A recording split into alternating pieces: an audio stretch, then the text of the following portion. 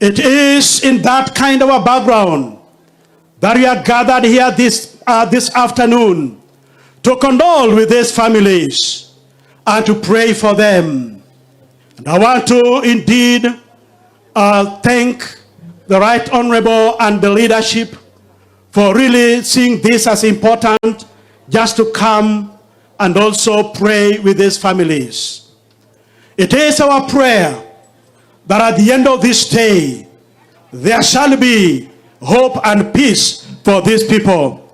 And so as Prophet Micah rebuked the self-centeredness of the nations and the leadership of his time, as he rebuked their greed, as he rebuked their injustices, as he rebuked even the false prophets that were there and would still pamper the injustices and the unjust system. And so it is our prayer that this morning the Lord will comfort and encourage our families.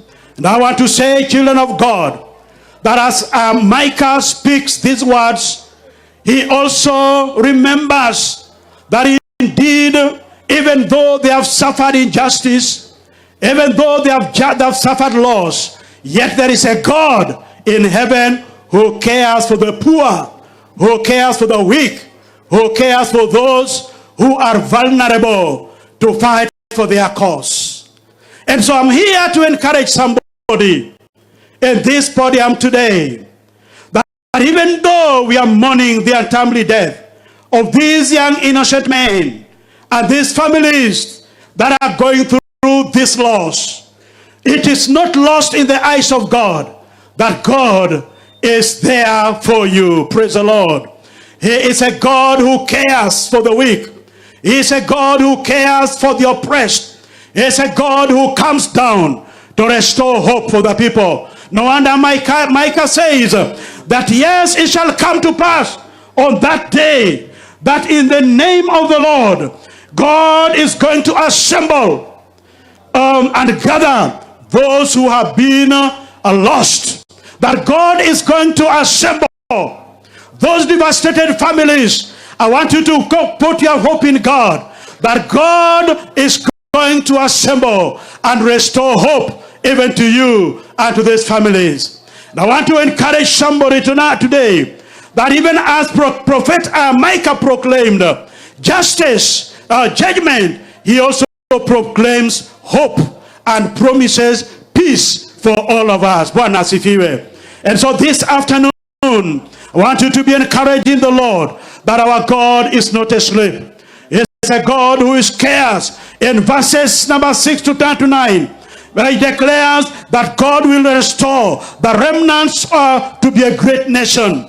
That God will restore the remnants to be a great nation. Those who are oppressed, those who suffer, those who have lost, the Lord will restore what God the devil has taken away from you. That God will restore them back to their land. That God will restore and assemble the lame and bring them back to strength. Yes, as I sat here, I saw young men walking in, broken limbs. I want to pray that the Lord will strengthen you, will restore your broken limbs. And I want to say that even as we gather here, children of God, that our God is not lost of all the injustice, the systems in our society today. After the amalgamation of the 2010 Constitution, we almost went to bed thinking that we were now reached there. But it so happens that we are back to where we were 30, 40 years down the line. We need men and women to gallantly stand up for the rights of the people, for the rights of the vulnerable. We need men and women to stand up and speak, to the injustice, to the governments, that even though, you have the power, but the power is not forever. Hallelujah. But I want to say, and I want to declare in this meeting, that our God is a God that provides justice to all men at all time. He will stand to recompense. He will stand to recompense for you and to restore your hope. That I want to say that, through history has taught us that in the history of humankind, there have been times that movements have come up and that people have stood up to rise up for their rights.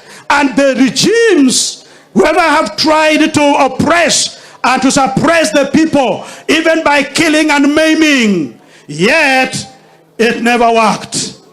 It never worked. My own history of the church tells me that in a time when the church was in infancy and growing up, men and women who stood to proclaim the gospel of Jesus, they were suppressed, they were killed, they were destroyed. But my history book tells me that out of all that, the ministry went on, the gospel was preached, and the word of God was prayed, and the men of old said, the blood of the martyrs is the seed of the church.